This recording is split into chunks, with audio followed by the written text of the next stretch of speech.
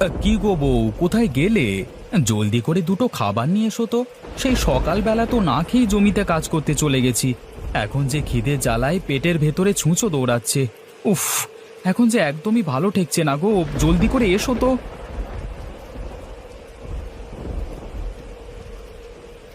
ওগো, এই নাও লাঠি।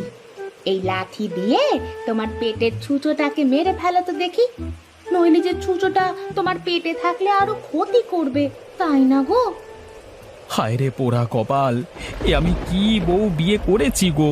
শেষে কিনা একটা বোকা বউ বিয়ে করে নিজের কপালে নিজেই কুড়ুল মারছি। হায় হায় হায় হায়, আমার জীবনটাই বুঝি একেবারে শেষ হয়ে গেল।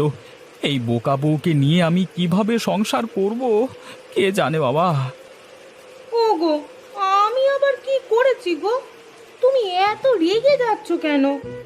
আমি তো তোমার ভালোর জন্যই ছুঁচোটাকে মারতে একটা লাঠি নিয়ে এসেছি। তুমি আর দেরি না করে এখুনি এখুনি লাঠি দিয়ে তোমার পেটের ছুঁচোটাকে একেবারে মেরে ফেলো তো।